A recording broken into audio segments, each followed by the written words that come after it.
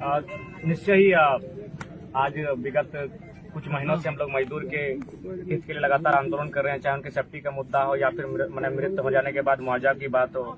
और कहीं न कहीं जो आंदोलन आज 1.5 सालों से छिड़ा है, उसका एक सकारात्मक पहल और प्रभाव यह है कि आज जनता अपने अधिकार के लिए सड़कों पर आने में देर नहीं लगाती है। वो प्रशासन हो चाहे जो भी हो, उनका कोऑपरेट रहे या ना रहे, सहयोग रहे या ना रहे, लेकिन वो कभी भी विचलित नहीं होती है। तो कुल मिलाकर 36 घंटे का आंदोलन, आज मृतक कालीचरण महतो उनकी धर्मपत्नी हमारे समीप बैठी है।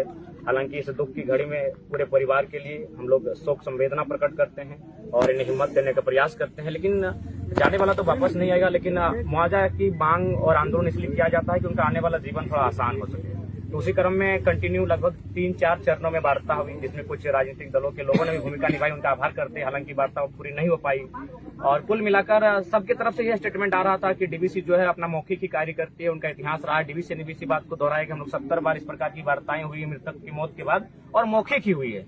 लेकिन चूंकि ये नया जमाना है, नया दौर है, नया आंदोलन है, नई सोच है, तो हम लोग कहा कि अब वो दौर बदला है। कानून इंसान को बांधने के लिए नहीं, बल्कि इंसान को स्वतंत्र रखने के लिए कानून बनते हैं, इंसानों की सुरक्षा के लिए कानून बनते हैं। अतः हमें लिखित चाहिए। और उसी क्रम में रात 2 बजे लगभग 1.5 से 2 घंटे की वार्ता हम लोग की पुनः हुई, जिसमें डीजीएम थे और एक अधिकारी थे आपके डीवीसी के, और साथ में स्थानीय एसडीएम महोदय थे, एसडीपीओ महोदय थे, और थाना प्रभारी चंद्रपुरा थे, और थाना प्रभारी स्थानीय थाना प्रभारी भी थे। उनके नेतृत्व में और उनकी उपस्थिति में वार्ता हुई। वो वार्ता हमारी विफल रही। कुल मिलाकर उस समय एक कागज की पर्ची में लिख के दिया गया, जो हमने कहा ये तो बच्चा भी स्वीकार नहीं करेगा, ना उसमें मोहर, ना कोई लेटर हेड। और हम लोग की मांग यही थी कि ठीक है, डीवीसी सेंट्रल चीजें, सेंट्रल बॉडी है, लेकिन जो भी आपका प्रावधान है उसे हम लोग लिख कर दीजिए। और डीवीसी बार बार कंटिन्यू अपना राग अलाप रही थी कि हम लोग 70 आंदोलन ऐसा हुआ है, हम लोग हमेशा मौखिक आश्वासन दिए और काम किए हैं। हम लोग बोले देखिए अब हमें लिखित चाहिए। और फाइनली सबसे पहले बात, जितने भी स्थानीय लोग जुटे हैं इस परिवार का साथ देने के लिए, उनका आभार प्रकट करते हैं। लोकतंत्र के चौथे स्तंभ का आभार प्रकट करते हैं। और जो स्थानीय एसडीओ, एसडीपीओ महोदय, बीडीओ मैडम, सीओ सर, और साथ ही 2-3 थाना के प्रभारी थे, दर्जनों की संख्या में जवान तैनात थे, उनका भी आभार प्रकट करते हैं। और कुल मिलाकर एक गरीब असहाय की आज जीत हुई।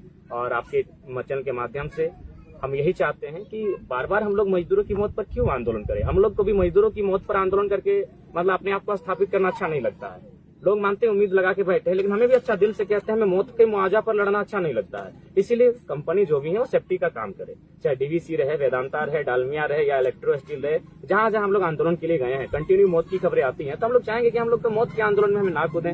हम लोग को वहां जाके खुद को स्थापित नहीं करना है। हमें पीड़ा होती है, उस परिवार के साथ क्या बीतती है वो पीड़ा हमें आभास होता है। तो इसीलिए सेफ्टी के लिए कंपनी कार्य करे, क्योंकि आज अगर आपकी कंपनी उन्नति कर रही है और राष्ट्र की उन्नति कर रही है, तो कहीं ना कहीं सबसे बड़ा अगर योगदान है तो जमीनदाताओं का और दूसरा श्रमदाताओं का। तो जो लोग श्रम कर रहे हैं, मजदूरी कर रहे हैं, अपना पसीना बहा रहे हैं, अपना खून बहा रहे हैं, उसके लिए सेफ्टी का प्रावधान होना चाहिए, नियम कानून होना चाहिए। जैसे कि डीवीसी आज जो कालीचरण महतो की बात आ रही है, इनकी ड्यूटी ऑफ होने वाला था 10 बजे, ये 7:30 बजे निकल जाते हैं। तो क्यों निकलते हैं, किस कारण निकलते हैं, ये लिखित होना चाहिए। आप ऐसे अपने कर्मचारी को माना छूटा नहीं दे सकते हैं। जब आपके अधीन कार्य कर रहा है, तो जिस प्रकार के स्टूडेंट टीचर के अंतर्गत होता है 6 घंटा, आपको कंपनी का दायित्व होना चाहिए। तो इन चीजों को ध्यान में रखते हुए आगे भविष्य में ऐसी कोई पुनरावृत्ति ना दोहराई जाए, ऐसी कोई आशंका घटना ना घटे, अनहोनी ना घटे, इस पर कंपनियों को तमाम हथकंडे अपनाने चाहिए, जिससे कि मजदूरों की सुरक्षा हो।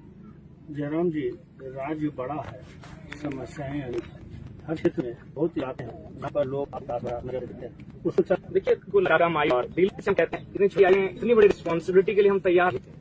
छोटा सा था, 50 लड़कों का दहन करना था, नागरिक सरकार के खिलाफ कुछ बातें रखनी थी, लोकतंत्र का चौथा स्तंभ हमें पहचानने का कार्य किया, एक जगह मिला, और आज हम इस लोग उम्मीद बने हैं। उम्मीद पर करने का छुट्टी हर संभव पर करेंगे, और इससे की बूंद तक लोग हैं जहाँ संभव। हालांकि क्षेत्र बड़ा, हम चाहे कि हमारे जैसे नौजवान क्षेत्र में हम लोग दासियों को और उन्हें लाने का काम करें, ताकि हमारी अनुपस्थिति में उस क्षेत्र में आंदोलन हो सके और जनता के हितार्थ के लिए वो लड़ाई लड़ सके। अभी मुआवजा के तौर पर मैनेजमेंट या स्थानीय प्रशासन के द्वारा क्या मुआवजा दिया गया? जो कि डीवीसी सेंट्रल बॉडी है, और उसका जो नियमन बलि में आता है, लगभग 18 लाख के आसपास का कुल रकम राशि बनती है।